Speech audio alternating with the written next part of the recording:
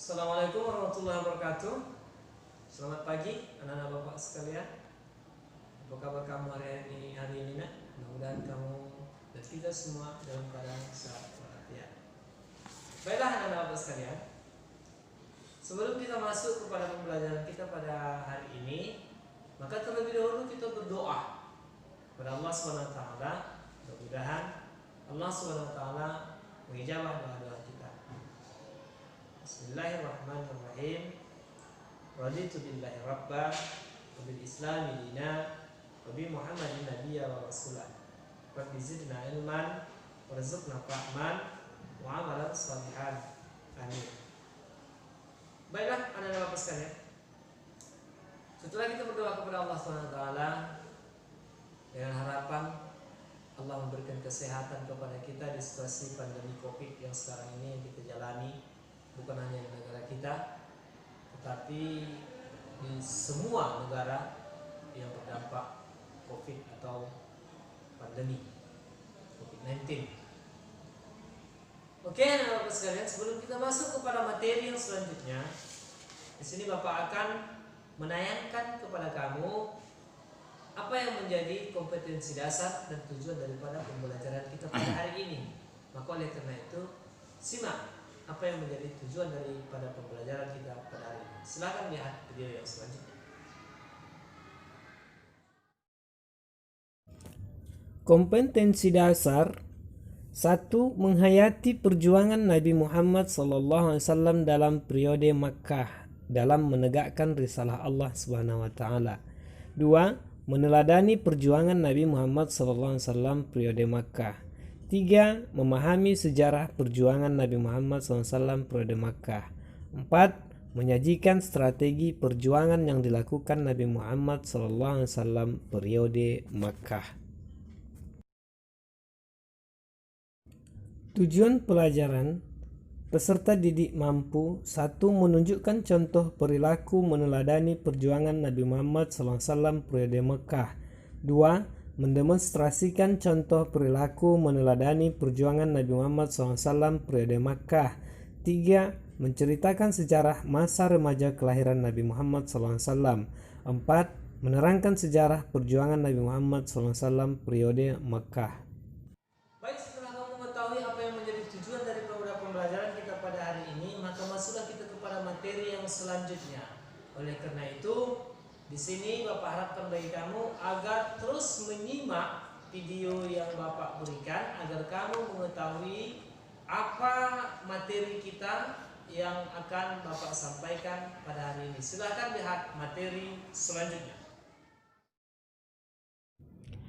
Nabi Muhammad SAW lahir pada hari Senin 12 Rabiul Awal bertepatan dengan tanggal 20 April 571 Masehi. Nabi Muhammad SAW lahir dalam keadaan yatim. Ayahnya, Abdullah bin Abdul Muthalib, wafat saat Nabi Muhammad SAW masih berusia 6 bulan di dalam kandungan ibunya Siti Aminah. Saat bayi, Nabi Muhammad SAW diasuh oleh Halimatus Sa'diyah dari Bani Sa'ad, kabilah Hawazin. Di perkampungan Bani Sa'ad inilah Nabi diasuh dan dibesarkan sampai usia 5 tahun. Saat Nabi Muhammad SAW memasuki usia 6 tahun, ibunya wafat. Ia pun diasuh oleh kakeknya, Abdul Muthalib. Kakeknya adalah seorang pembuka Quraisy yang sangat disegani. Abdul Muthalib meninggal saat Nabi Muhammad SAW berusia 8 tahun. Selanjutnya Nabi Muhammad SAW diasuh oleh pamannya Abu Thalib sampai menginjak remaja. Disitulah Nabi Muhammad diperkenalkan oleh pamannya bagaimana cara menjalani hidup. Nabi Muhammad SAW mulai mencari pekerjaan sebagai buruh di usianya yang baru 10 tahun agar dapat menghidupi dirinya sendiri.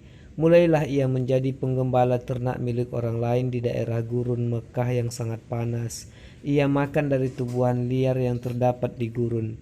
Di gurun pasir itulah ia menghayati arti kehidupan. Kesulitan hidup, kesendirian, dan rasa tanggung jawab menjadikannya lebih matang daripada usianya.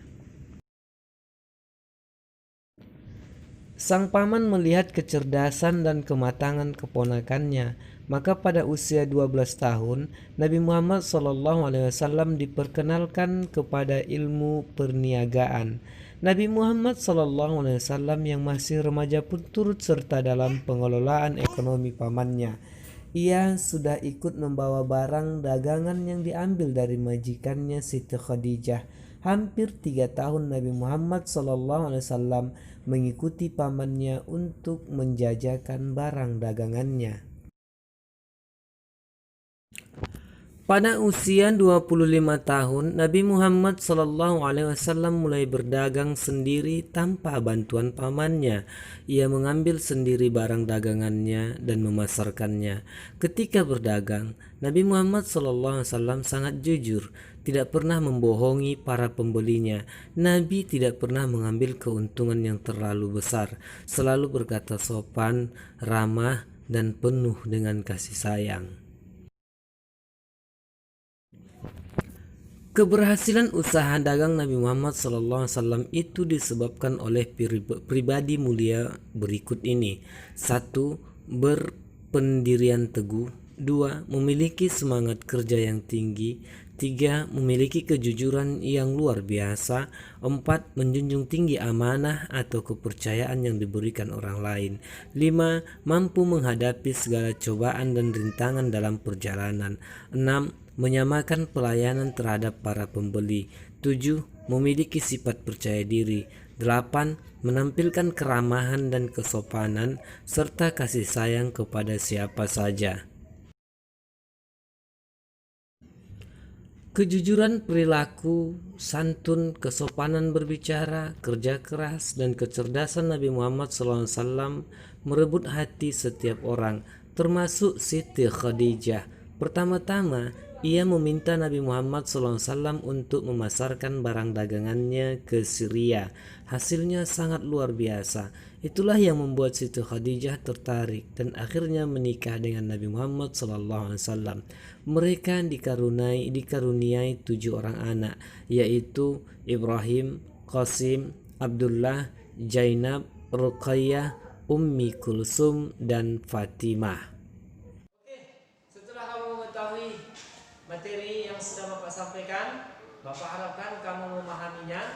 Tetapi sebelum Bapak tutup pertemuan kita pada hari ini, maka nanti ada beberapa soal yang Bapak berikan kepada kamu agar kamu kerjakan dengan baik, dan Bapak harapkan kamu mendapatkan nilai yang maksimal. Oleh karena itu, sebelum kita akhiri pembelajaran kita, mari kita membacakan surah Al-Insyirah. Mudah-mudahan Allah memberikan kemudahan dalam kehidupan kita, dalam perjalanan kita, baik itu perjalanan kita dalam belajar ataupun di luar daripada belajar di sekolah. Bismillahirrahmanirrahim. Alam nashrah laka sadrak wa wada'na anka wizraka alladhi anqadha dhahrak wa rafa'na laka dhikrak fa inna ma'al usri yusra inna ma'al usri yusra wa idza faragta fansab wa ila rabbika farghab. Assalamualaikum warahmatullahi wabarakatuh.